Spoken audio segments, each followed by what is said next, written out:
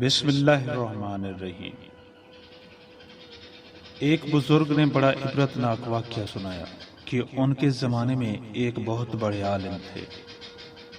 جب ان کا انتقال ہو گیا تو اس عالم کے انتقال کے بعد ان کے کسی شاگرد نے ان کو خواب میں دیکھا کہ برہنہ جسم کے ساتھ ایک چٹیل میدان میں دوپہر کی سخت گرمی سے بے چین اور پریشان ہو کر ادھر ادھر دوڑ رہے ہیں، بے قرار اور بے چین ہیں۔ اس شاگرد نے ان سے پوچھا کہ حضرت، آپ نے تو ساری زندگی اطاعت و عبادات اور خدمت دین میں گزار دی، مخلوق کی اصلاح اور تربیت میں گزاری، کیا ان میں سے کوئی عبادت قبول نہیں ہوئی؟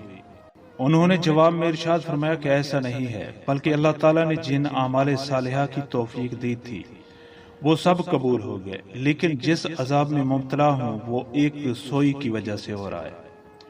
شاگرد نے پوچھا کہ وہ کیسے؟ انہوں نے جواب دیا کہ انتقال سے چند روز پہلے میں اپنا کپڑا سینے کے لیے اپنے ایک پڑوسی سے سوئی مانگ لایا تھا اور پھر کپڑا سی کر الماری میں رکھ دی اور واپس کرنا یاد نہ رہا، اور اس کے بعد میرا انتقال ہو گیا۔ اب یہ عذاب جو تم دیکھ رہے ہو اسی ایک سوئی کی وجہ سے ہو رہا ہے۔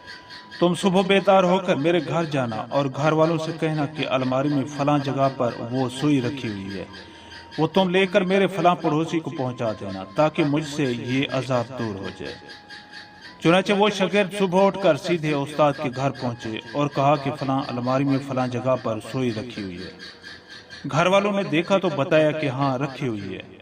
اس شاگرد نے پوچھا کہ تمہیں یہ معلوم ہے کہ کس کی ہے؟ انہوں نے بتایا کہ ہاں مرحوم فلاں پڑوسی سے لائے تھے، اور ہم نے سوچا کہ ذرا آنے جانے والوں کا سلسلہ ختم ہو تو یہ سوئی ان کو واپس کر دیں۔ شاگرد نے بتایا کہ میں نے ان کو خواب میں دیکھا ہے کہ وہ اس سوئی کی وجہ سے عذاب میں مبتلا ہیں، اس لیے وہ سوئی مجھے دے دو تاکہ میں جلدی سے ان کو واپس کر دوں اور ان کی طرف سے تاخیر کی بھی معافی مانگ لوں۔ چنانچہ اس شاگرد نے وہ سوئی لے کر پڑوسی کو واپس کر دی اور ان کو بتایا کہ حضرت کو اس سوئی کی وجہ سے عذاب ہو رہا ہے۔ وہ پڑوسی بھی یہ سن کر رونے لگا کہ کتنی معمولی سی چیز کی وجہ سے ان کو عذاب ہو رہا ہے، میں نے اللہ کے لیے ان کو معاف کر دیا، یا اللہ آپ بھی اپنی رحمت سے ان کو معاف فرما دیں اور ان کا عذاب دور فرما دیں۔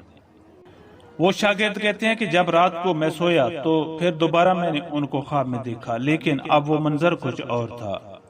اب حضرت ایک خوبصورت اور سرسبز و شاداب باغ کے بیچوں بیچ ایک مسحری پر آرام فرما رہے ہیں۔